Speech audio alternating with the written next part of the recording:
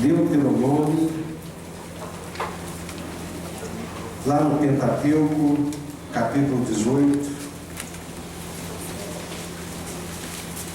a partir do versículo 9. É o quinto livro da Bíblia, primeiro, segundo, terceiro, quarto, quinto, Deuteronômio, capítulo 18, a partir do versículo 9.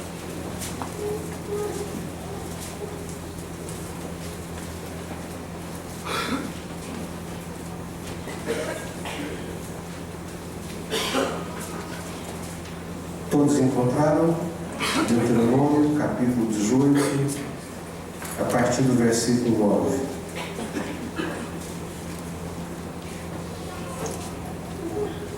Quinto livro da Bíblia, capítulo 18, a partir do versículo 9.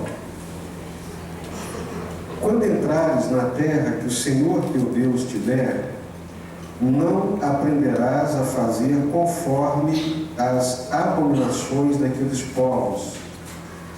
Não se achará entre ti quem faça passar pelo fogo seu filho ou sua filha, nem adivinhador, nem prognosticador, nem agoureiro, nem feiticeiro, nem encantador, nem necromante, nem mágico, nem quem consulte os mortos, pois todo aquele que faz tal coisa é abominação ao Senhor. E por estas abominações o Senhor teu Deus os lança de diante de ti. Perfeito serás para com o Senhor teu Deus, porque essas nações que hás de possuir ouvem os prognosticadores e os adivinhadores, porém a ti o Senhor teu Deus não permitiu tal coisa. Até aqui, curva sua cabeça, vamos orar.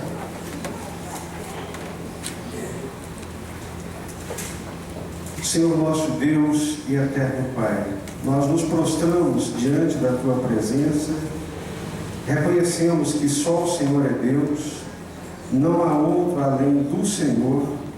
O Senhor é o único que é digno de ser adorado, o Senhor é o único que é digno de ser invocado, porque o Senhor é o Deus que nos criou, és o Deus que fez todas as coisas. Nós nos prostramos diante da Tua presença nessa hora, pedimos a Tua bênção, pedimos a Tua graça, pedimos a unção do Teu Espírito Santo, que a graça do Senhor seja sobre nós. Reconhecemos as nossas limitações e o quanto também dependemos do Senhor nessa hora. Por isso pedimos, livra-nos de toda perturbação, de toda inquietação e de tudo aquilo que não procede do Senhor. É a nossa súplica em nome do Senhor Jesus, Pai. Uma coisa que fica muito clara para todos nós que conhecemos ao Senhor e que nos rendemos a Ele, que num determinado dia da nossa vida, da nossa história, abrimos o nosso coração e nos dispusemos a servir a Deus, a seguir a Deus e a fazer a vontade dele. Uma das coisas que fica muito claro para nós é que Deus, Ele não partilha, Ele não reparte a nossa devoção e o nosso compromisso com Ele. Deus não admite nenhum relacionamento que fosse um relacionamento dúbio, que fosse um relacionamento dividido, que fosse um relacionamento repartido. Sempre na relação de Deus com o seu povo, a começar por Israel e depois com a igreja, Deus sempre deixou muito claro que Ele exige da nossa parte um relacionamento de exclusividade. Ou nós servimos a Deus ou não. Ou amamos a Deus de todo o nosso coração ou não. Ou nos entregamos a Deus e dispomos a servi-lo de todo o nosso coração ou não. É fato que a dúvida, a ilusão, o delírio é nosso e não da parte de Deus. Porque para Deus é muito claro quem o serve e quem não o serve. Paulo estava sofrendo muito numa certa feita, com dois indivíduos que atormentavam-no, por onde ele passava. Esses indivíduos tentavam desfazer o que ele fazia, e num determinado momento, assim, quase que numa explosão de alma, Paulo diz assim: olha, o firme fundamento de Deus permanece tendo o mesmo selo. Deus conhece aqueles que são dele. O Senhor sabe quem é dele, ou seja, Deus não se ilude, Deus não se engana, mas todo aquele que professa ser de Deus deve apartar-se de toda injustiça e de toda iniquidade. Quando Deus coloca a nação de Israel no território que lhe havia prometido, Deus forma aquela nação com uma intenção muito clara de que ela fosse um luzeiro para as outras nações, de que as outras nações pudessem, através de Israel, conhecer a verdade, ter entendimento de que existe um Deus verdadeiro, Criador dos céus e da terra. Porque naquela altura o mundo já havia entrado numa confusão religiosa e espiritual tão grande que ninguém sabia mais o que era certo e o que era errado. Então Deus chama Abraão, a partir de Abraão forma uma nação, dá-lhe princípios, dá-lhe estatutos para que aquela nação pudesse seguir, e através desses princípios, desses estatutos, aquela nação com princípios de justiça, de equidade, aquela nação pudesse refletir para as demais a glória de Deus, a existência de Deus, o favor de Deus e a presença de Deus. E Deus coloca algumas coisas para Israel, em comparação com as nações que estavam ao seu derredor, e eram nações que estavam mergulhadas em densas trevas espirituais, em confusão espiritual, cuja referência de confusão espiritual era a grande Babilônia, que já era chamada de a grande meretriz. Babilônia é o símbolo de toda a promiscuidade espiritual. Babilônia é o símbolo de toda a confusão espiritual. Babilônia é o símbolo de toda a mistura espiritual. E todas essas coisas, adivinhações, feitiçarias, invocações, tudo isso acontecia e procedia desse culto em Babilônia.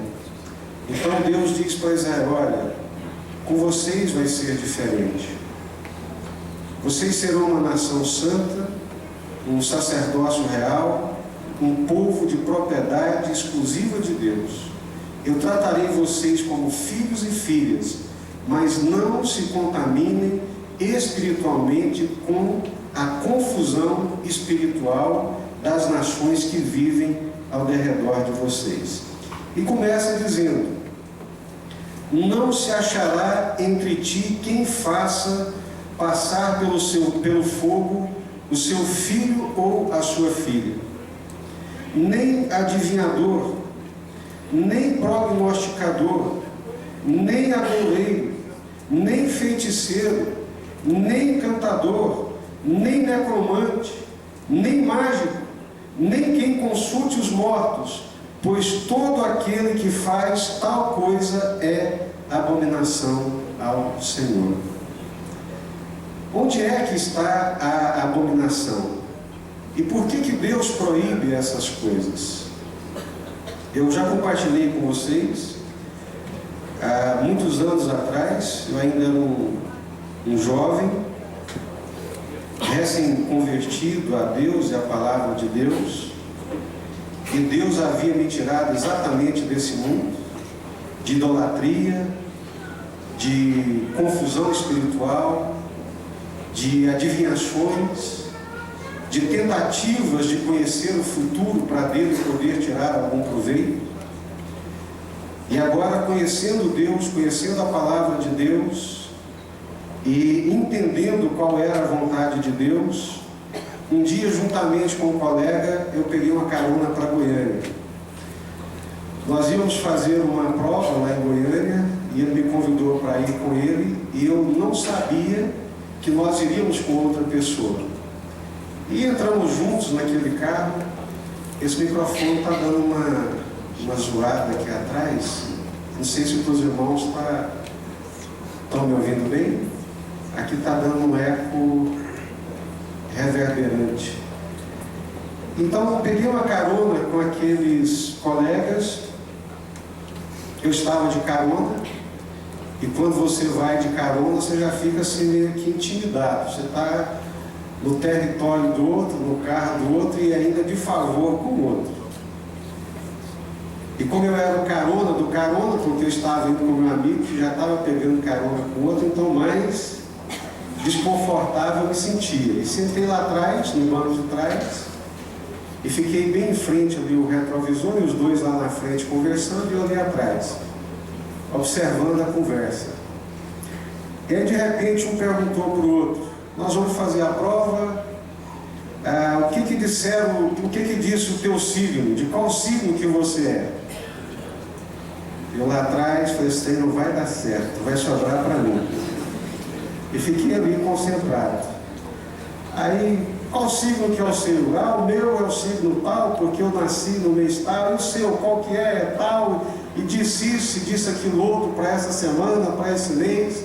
Aí o motorista, dono do carro, olhou no retrovisor, me encarou lá atrás: e você aí, companheiro, qual que é o seu signo? Eu falei: eu não me guio por essas coisas. Quem guia a minha vida é o Senhor. É exatamente essa abominação da qual Deus está falando. Ou permitimos Deus guiar a nossa vida, ou entendemos que Deus é o único que tem o direito de guiar a nossa vida, ou então nós cometeremos abominações contra o Senhor. Qualquer invocação de poder que não seja o poder de Deus, qualquer tentativa de contato espiritual que não seja um contato espiritual com Deus, nos lança numa dimensão de incerteza, de insegurança e nos coloca à mercê de forças demoníacas. Ou nós invocamos o poder de Deus e nos sujeitamos a Deus e à vontade de Deus, ou então nós entramos numa areia movediça, num lugar pantanoso de influências espirituais que são reais, que existe. O texto não está negando a existência dessas forças espirituais. A única coisa que o texto está dizendo com muita clareza, e não é negando a existência delas, é que o único poder que nós devemos invocar, o único poder debaixo do qual nós devemos colocar a nossa vida e sermos por ele guiados, é o poder de Deus, a autoridade de Deus. Caso contrário, repito, nós vamos entrar numa área pantanosa, escorregadia, e nos colocar sujeitos debaixo de forças demoníacas que atuam nessas dimensões espirituais do engano, da mentira, das adivinhações. Quantos de nós que lemos a palavra de Deus e não vamos nos lembrar da passagem de Atos dos Apóstolos, capítulo 16, quando o apóstolo Paulo estava na cidade de Filipos? Ele estava naquela cidade juntamente com seus companheiros, pregando o evangelho naquela cidade. E diz que todos os dias ele saía juntamente com seus companheiros para ir para um lugar de oração. E quando eles passavam pela rua indo para aquele lugar de oração, uma jovem adivinha, possuída por um espírito de adivinhação, todas as vezes que eles passavam, ela dizia: estes homens são servos do Deus Altíssimo e vos anunciam o caminho da salvação. Isso é um sonho de propaganda de qualquer pregador, não é verdade? Eles estão ali, ninguém sabe quem eles são. Estão ali para pregar o evangelho. E aquela moça, todos os dias, quando eles passavam, ela dizia: estes homens são servos do Deus Altíssimo e vos anunciam o caminho da salvação. Isso se repetiu por várias vezes, até que um dia Paulo, cheio do Espírito Santo e tendo discernimento de que o que falava na boca daquela moça era um espírito maligno, Paulo disse: eu te repreendo em nome do Senhor Jesus, sai dela. Era um espírito demoníaco que falava na boca daquela moça. Estava falando a verdade, mas o espírito era um espírito de adivinhação, era um espírito maligno, era um espírito dessa dimensão espiritual que nós chamamos de trevas, de hostes da maldade. Por isso que o Senhor está dizendo: olha, não faça passar pelo fogo o seu filho, não haverá no meio de ti adivinhador, nem prognosticador, nem agoureiro, nem feiticeiro, nem encantador, nem necromante, nem mágico, nem quem consulte os mortos, pois quem faz isso é abominação ao Senhor. Há uns 20 anos atrás, eu comprei um livro que já era um livro antigo. Uma das coisas que eu gosto muito é de visitar livrarias antigas para buscar livros antigos. Ali eu gasto 2 horas, 3 horas, 4 horas, 5 horas andando, olho um, olho outro. E encontrei um livro naquela livraria, um livro evangélico, escrito por volta da década de 60 nos Estados Unidos.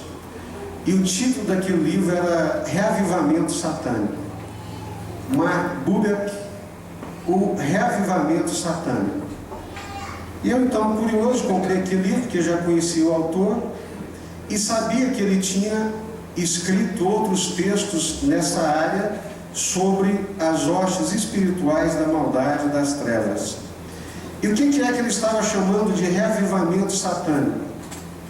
Abri o livro, comecei a ler, e começa a contar que na década de 60, em muitas escolas dos Estados Unidos, escolas cristãs, os garotos no intervalo, as meninas, os meninos, no intervalo da escola, iam para o banheiro, se colocavam diante do espelho e começavam a invocar e fazer invocações de pessoas que já haviam morrido. Isso na década de 60. E diz que algumas ficavam tomadas por aqueles espíritos. Me dá um pouquinho mais de retorno, por favor. Algumas ficavam tomadas por aqueles espíritos que invocavam, ficavam completamente transtornadas e possuídas por aquelas invocações, e coisas sobrenaturais e escabrosas começaram a acontecer naquelas escolas a partir dessas invocações. Eu li esse livro há mais ou menos 20 anos atrás e fiquei pensando como que o mundo cristão, às vezes ele dá essa volta e chega num outro tempo de uma era pré-cristã, de invocações, de confusão espiritual, de anseio por experiências espirituais, só que experiências espirituais que não são controladas por Deus, nem pela palavra de Deus, nem pelo Espírito Santo. Passam-se os anos, isso chega no Brasil. Há 2 semanas atrás, estava assistindo o Jornal Nacional, e se não estou enganado, esse tipo de coisa começa a acontecer na região norte do Brasil, e a nossa líder do departamento infantil me informou que está acontecendo nas escolas de Anápolis também. Anápolis, que é tida como uma cidade cristã, Anápolis, que é tida como uma cidade cristã evangélica, e o seu filho pequenino está indo para essas escolas. Os nossos filhos estão indo para essas escolas. E chegam lá, vocês já devem ter visto como que é o processo. Fazem os desenhos e começam a invocar como se fosse uma tábua de Ouija, e naquelas invocações a caneta se movimenta por si só, de uma forma sobrenatural. E as crianças ficam apavoradas, algumas desmaiam, algumas choram, algumas têm transtornos dos que se possa imaginar, e vira toda aquela confusão. Toda e qualquer manifestação de poder, mesmo que diga que é uma coisa boa, que é uma orientação boa, se não for segundo a Bíblia Sagrada, se não for segundo a Palavra de Deus, se não tiver como objetivo a glória de Deus, a nossa submissão a Deus e à vontade de Deus, estamos nos colocando num terreno pantanoso, estamos colocando numa areia movediça, estamos colocando numa área onde os demônios, as forças demoníacas das hostes da maldade agem e atuam. Como nós vivemos numa sociedade secularizada e materializada, muita gente acha que isso é simplesmente psiquismo, neuroses ou alguns transtornos. Mas não se iludam. Isso são realidades espirituais em que acontecem. A palavra de Deus, a Bíblia Sagrada, é muito clara em relação a essas coisas. Como que se dava nos dias de Israel essas adivinhações?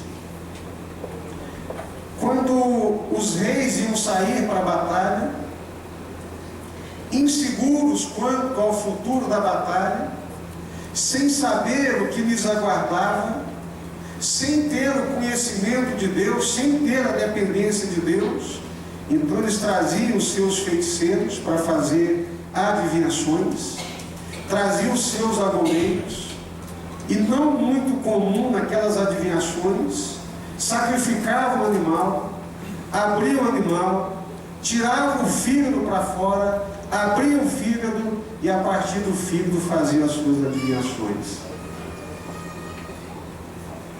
E o Senhor, o Deus de Israel, está dizendo: isto é abominação. Adivinhações, invocações, tentativas de manipular o futuro, tentativas de tirar proveito de qualquer forma de poder, tentativas de empoderamento para poder se sobressair, nos lança numa dimensão de trevas, num distanciamento de Deus e debaixo de influências malignas e demoníacas. Eu estava vendo no jornal um caso que todos sabem, da garota chorando, estava dizendo: olha, eles fizeram uma cruz lá em cima na mesa e colocaram a caneta e começaram a perguntar: Charlie, Charlie, você está aí? E a caneta tirou por si só, ou seja, ela se lançou de uma forma sobrenatural.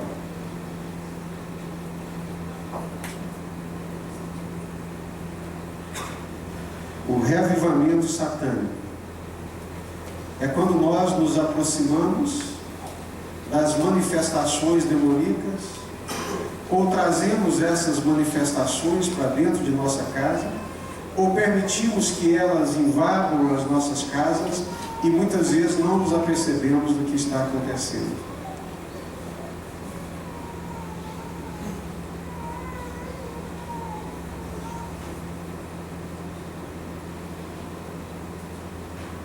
Quando nós começamos a nossa vida, eu e a Márcia, os dois, graças a Deus, sempre trabalhamos muito e continuamos trabalhando.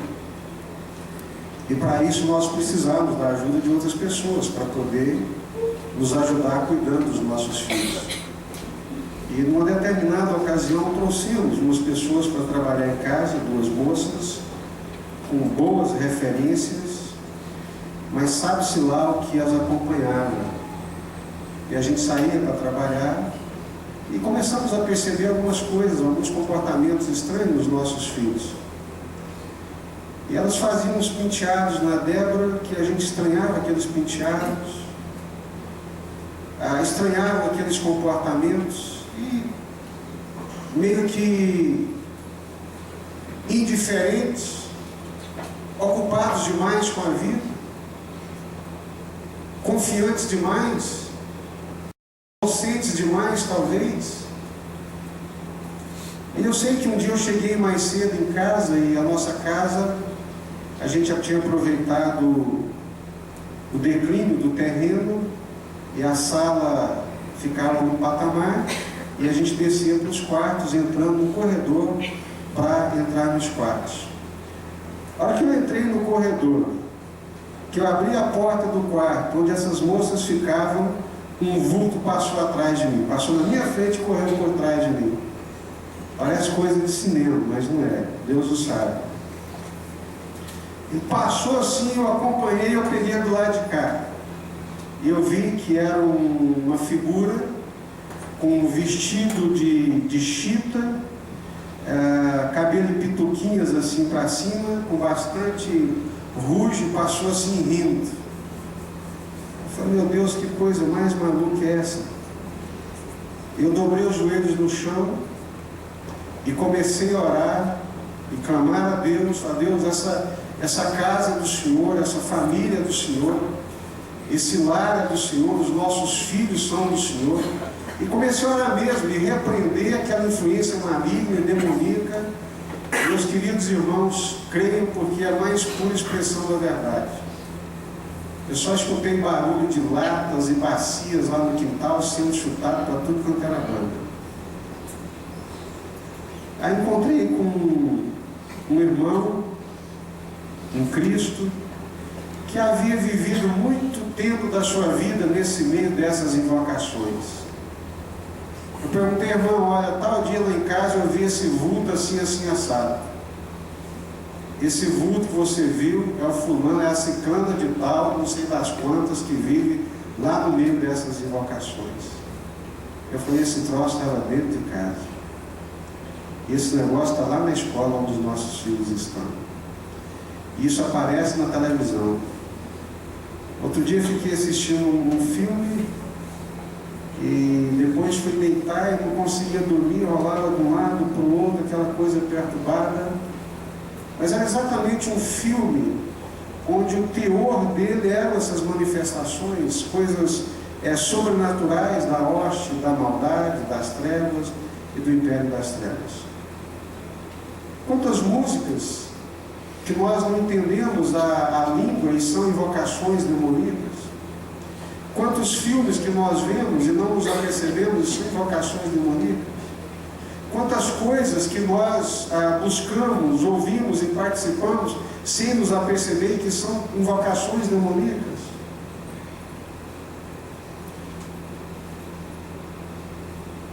Essa é uma realidade presente. Adivinhações, prognósticos, feitiçaria, encantamentos, necromancia, consulta aos mortos, mágica, manipulação de poder, toda e qualquer, volto a repetir, invocação, manipulação de poder, tentativa de conhecer coisas ocultas, tentativa de dominar o futuro para tirar proveito de determinadas situações, nos lançam num caminho, nos lançam numa dimensão de influência espiritual demoníaca. Isso é muito presente no Brasil, isso é muito presente no mundo político, isso é muito presente no mundo empresarial. Empresários na tentativa de tirar proveito de forças sobrenaturais para que os seus negócios se deem bem, invocam forças e poderes sobrenaturais, mal sabendo que são forças demoníacas. Políticos na tentativa de se elegerem, buscam contar com forças espirituais e sobrenaturais e se lançam nessas invocações atrás de feiticeiros, de macumbeiros e de outras coisas mais, mal sabendo eles que estão se lançando nas mãos em busca de poderes de influências demoníacas. O único poder que emana luz libertador, que não oprime, que não escraviza, que não diminui, que não desumaniza, é o poder de Deus, é a graça de Deus, é a verdade de Deus. Que aí não tem nada de obscuro, aí não tem nada de oculto, aí só tem luz, aí só tem verdade. Agora, qualquer outra forma de invocação, de tentativa, de contato, de busca, faz parte desse reavivamento satânico que começa a acontecer nos Estados Unidos, porque já tinha acontecido na Europa, acontece nos Estados Unidos e vem descendo para cá. Meu amigo, qual é o seu signo? E você, meu amigo, qual é o seu signo? Eu não me guio por essas coisas. Eu não invoco essas coisas. Eu não dependo dessas coisas. Eu dependo da minha relação com Deus. Quem guia a minha vida é o Senhor. Quem dirige a minha vida é o Deus da Bíblia, o Pai do nosso Senhor e Salvador Jesus Cristo, com quem eu tenho um relacionamento vivo, com quem eu posso falar, de quem eu posso ouvir, quem pode me dirigir. Fora disso, nós estamos nos lançando num terreno pantanoso, numa areia movediça, que quem está por trás disso são as hostes malignas, maléficas e demoníacas. Eu gostaria que as coisas fossem mais simples, né? E talvez alguns fiquem aqui até chocados. Mas essa é a mais pura expressão da verdade. Essa é a palavra de Deus. Esse é o direcionamento que Deus nos dá. Fora da influência de Deus, qualquer outra influência, ela é maligna, ela é demoníaca. Qualquer outra invocação que não seja Deus por meio de Jesus Cristo, ela é demoníaca. Qualquer tentativa de entrar nessa dimensão espiritual que não seja por uma relação com Deus, é demoníaca. Tem demônios, tem espíritos da maldade, enganadores, mentirosos, que iludem, que causam confusão, que distancia de Deus, da vontade de Deus e da verdade de Deus. Curva a sua cabeça, vamos orar nesse instante.